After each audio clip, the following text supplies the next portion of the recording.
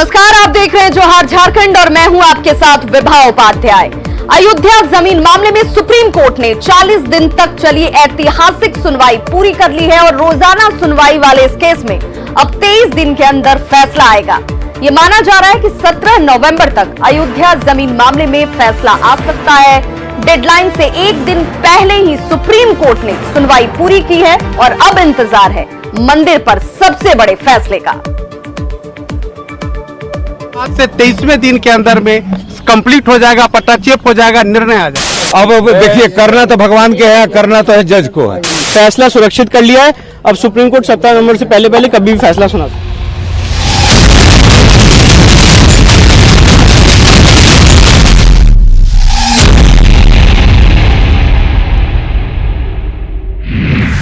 सत्तर साल पुराना केस, 40 दिन चली सुप्रीम सुनवाई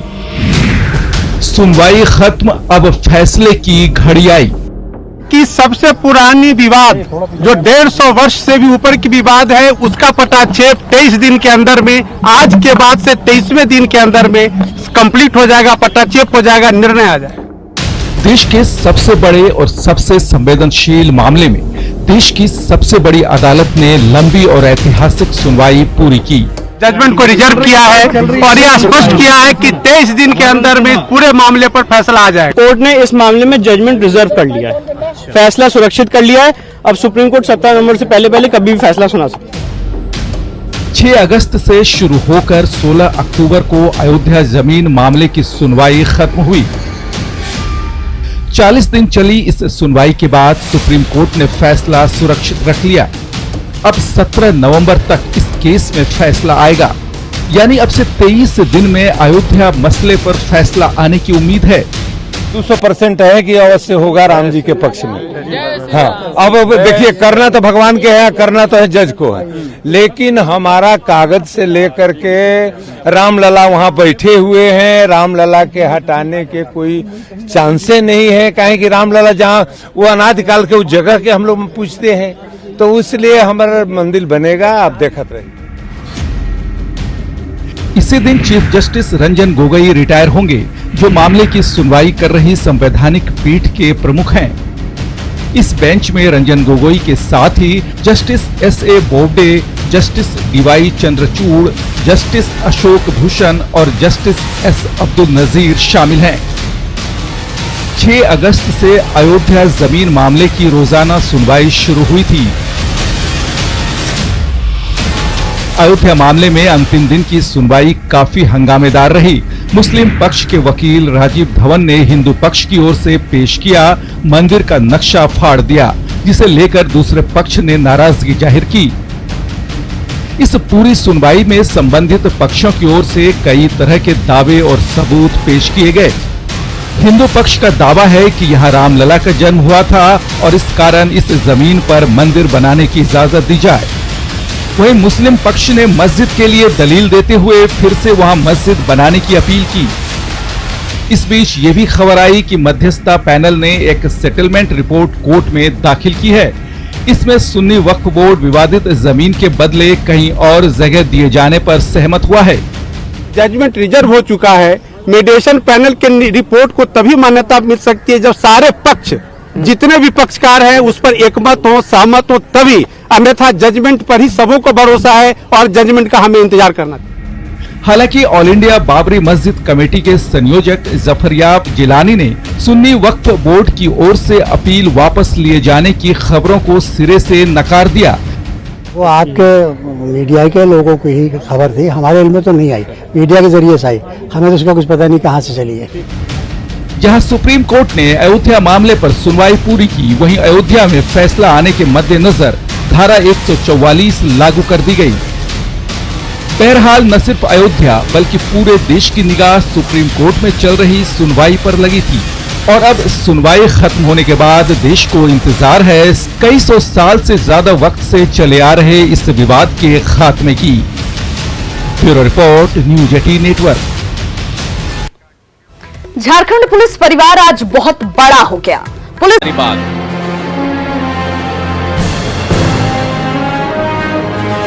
सीएम की जन आशीर्वाद यात्रा धनबाद में है और इस दौरान मुख्यमंत्री ने कोयलांचल को करोड़ों की विकास योजनाओं की सौगात दी। सीएम रघुवर दास ने 8,833 करोड़ की योजनाओं का शिलान्यास और उद्घाटन किया। वहीं अपनी सरकार के कामकाज का हिसाब देते हुए अगले 5 सालों के लिए फिर से जनता का आशीर्वाद मांगा। कोयलांचल में अब नहीं कटेगी बिजली। नेशनल ग्रिड से जुड़ा कोयलांचल धनबाद, कांड्रा पावर ग्रिड और सब स्टेशन का उद्घाटन। जन आशीर्वाद यात्रा के दौरान सीएम की सौगात।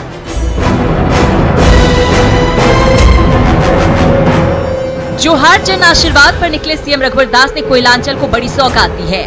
धनबाद के भितिया में मुख्यमंत्री ने कांड्रा पावर ग्रिड और सब स्टेशन समेत 7,385 करोड़ की योजनाओं का शिलान्यास और उद्घाटन किया। कांड्रा पावर ग्रिड की दुमका गोविंदपुर ट्रांसमिशन लाइन के उद्घाटन के साथ ही धनबाद नेशनल ग्रिड से भी जुड़ गया है।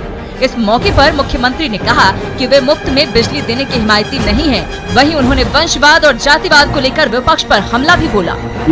देश भर में झारखंड की विकास की चर्चा हो रही है। जो लोग विकास की बात को नकारते हैं या जिन्हें प्रकाश में भी अंधेरा दिखाई देता है, उसकी मानसिकता, वैसे लोग की मानसिकता को झारखंड की जनता बदल रही है।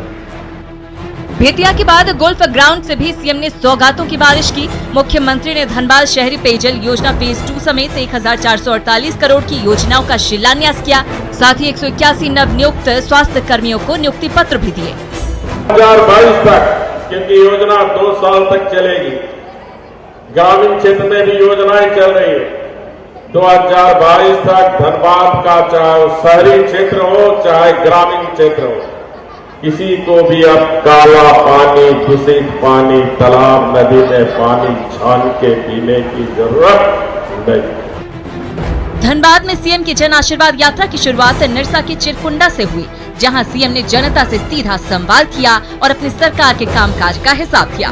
वहीं विपक्ष पर निशाना साधते हुए किसानों मजदूरों को ठगने का आरोप भी लगाया। ये जो भ्रष्ट लोग का गठबंधन बना था, आरजेडी, जेएमएम, कांग्रेस, आपके यहाँ के विधायक भी थे उस भ्रष्ट गठबंधन में, जिसके कारण 14 वर्ष विकास प्रभावित हुआ। 14 वर्ष गरीब के योजनाओं का ये नेताओं ने भ्रष्टाचार किया, घोटाला किया, लेकिन इन साढ़े 4 साल में हमारी सरकार पर विपक्ष भी उंगली उठाने का काम नहीं किया। सबसे बड़ी संथाल और कोल्हान के बाद सीएम उत्तरी छोटा नागपुर की 25 सीटों को साधने के लिए जन आशीर्वाद यात्रा पर हैं। 2 दिनों तक ये यात्रा धनबाद में रहेगी। न्यूज़ 18 के लिए धनबाद से अभिषेक की रिपोर्ट। और अब बात उस लापरवाही की जिसने जनता को परेशान कर दिया। डीवीसी अधिकारियों की लापरवाही ने कोयलांचल में जल संकट के हालात पैदा कर दिए हैं। पानी के लिए हाहाकार मचा है और चारों तरफ अफरा तफरी है।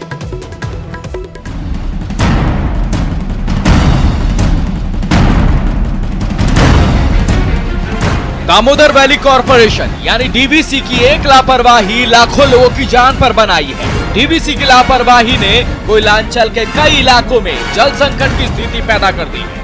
धनबाद का जामा डोबा जल संयंत्र ठप कर दिया गया है। चास नाला से लेकर झरिया, धनसार और केंदुआ पोटकी समेत उधर के साथ कोलियारी क्षेत्रों में जलापूर्ति ठप है। बोकारो के कई इलाकों में डीवीसी की लापरवाही ने पानी को इस कदर प्रदूषित कर दिया है कि लोगों को पीने का पानी नहीं मिल पा रहा है। दामोदर नदी का अस्तित्व खतरे में है। नदी की मछलियां मर रही हैं। दामोदर नदी में तेल आ गया, पेट्रोल वगैरह आ गया, गंदगी आ गया। नहीं, अभी नहीं उम्मीद है। अभी हफ्ता दिन सुने बंद रहेगा।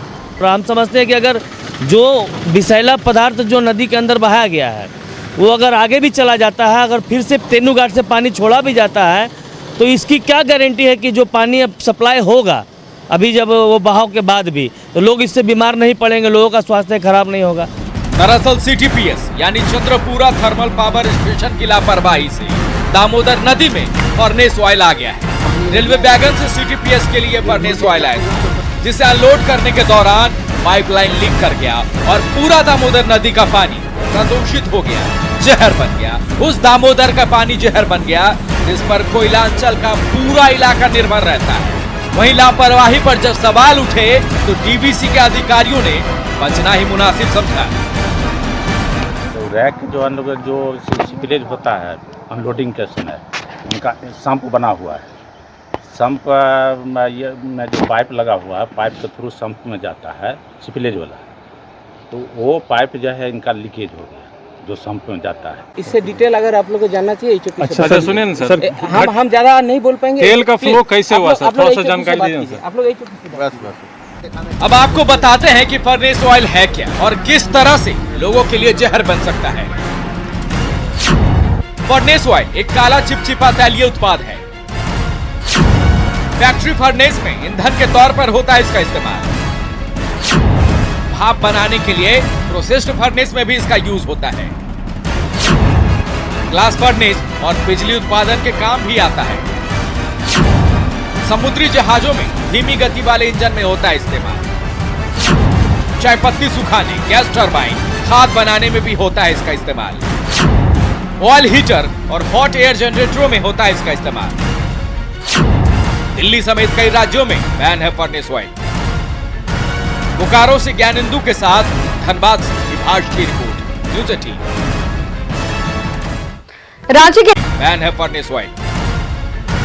बोकारो से ज्ञानेंदु के साथ धनबाद से विभाष की रिपोर्ट, न्यूज़ 18।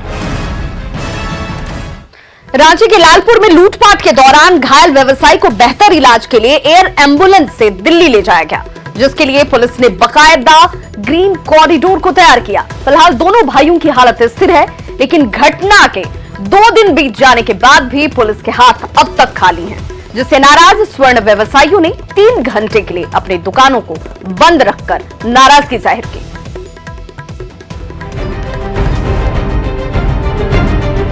रिम्स के ट्रॉमा सेंटर से रांची एयरपोर्ट तक पहुंचने में इस एम्बुलेंस को महज 12 मिनट लगे। एयरपोर्ट पहुंचने में कम समय लगे, इसके लिए पुलिस ने पूरी व्यवस्था की, ग्रीन कॉरिडोर तैयार किया और तय समय में एम्बुलेंस को एयरपोर्ट पहुंचा दिया।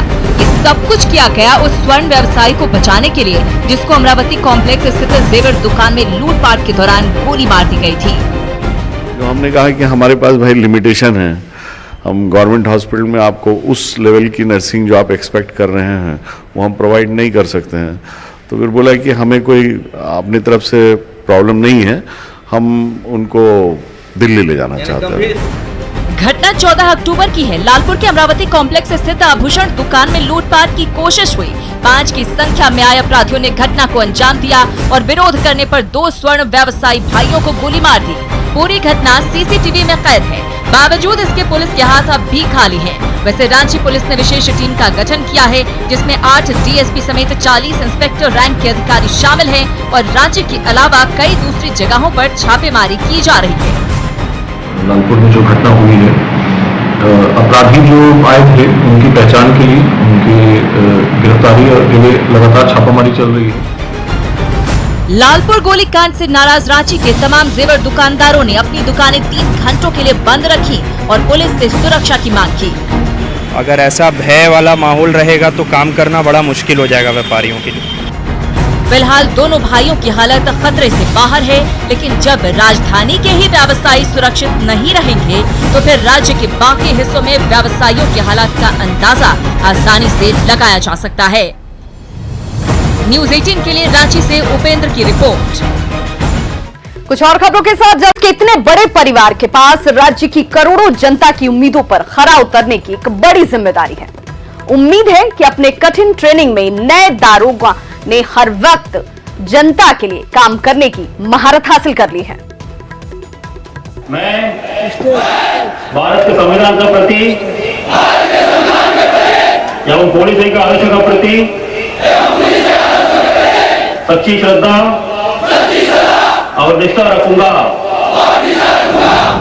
अपने दायित्वों और देश सेवा की शपथ लेते हुए पुलिस के ये वो जवान हैं जिन्हें आज से राज्य में नई जिम्मेदारी मिली है। निगाह में कोई छोटा बड़ा नहीं होता, कोई बड़ा आदमी नहीं होता, ना कोई छोटा आदमी होता, आदमी आदमी होता। इसलिए मेरा आप सबसे अनुरोध होगा कि जाति और धर्म से ऊपर उठकर निष्पक्ष रूप से जो भारत के संविधान ने हम सबको अधिकार दिया, उस अधिकार का हम सरकार में, शासन में उसका उपयोग करें। 12 महीने के कठिन ट्रेनिंग के बाद ये नए दारोगा हर मौसम में, हर हालात में अपना सर्वश्रेष्ठ देने में सक्षम है। साथ ही इन 2504 नए दारोगा पर बड़ी जिम्मेदारी भी है। विधि व्यवस्था को बनाए रखना, अपराध मुक्त झारखंड बनाना, नक्सलवाद से लड़ना, साइबर क्राइम पर लगाम लगाना, सामाजिक कुरीतियों को खत्म करना, सरकार और जनता के भरोसे पर खरा उतरना। पासिंग आउट परेड में राज्य के डीजीपी ने नए दारोगाओं से स्वच्छ और पारदर्शी तरीके से अपने कर्तव्यों का पालन करने की अपील की। उन्होंने कहा कि आप राज्य के लिए, समाज के लिए गेम चेंजर साबित होंगे। निरीक्षकों से उम्मीद करूंगा कि जब प्रशिक्षण की समाप्ति के पश्चात प्रस्तावित थानों में जाएं तो इस बात को हमेशा याद रखें कि कानून ने जो शक्तियां हमें दी हैं उसकी बुनियाद में सिर्फ और सिर्फ सेवा और मानवीय संवेदना होनी चाहिए। सरकार और जनता को नए दारोगा से अब खासी उम्मीदें हैं कि पुलिस और पब्लिक के बीच की दूरी को ये खत्म करेंगे और राज्य में बेहतर पुलिसिंग में बड़ी भूमिका निभाएंगे। राकेश कुमार, न्यूज़ 18, हजारीबाग।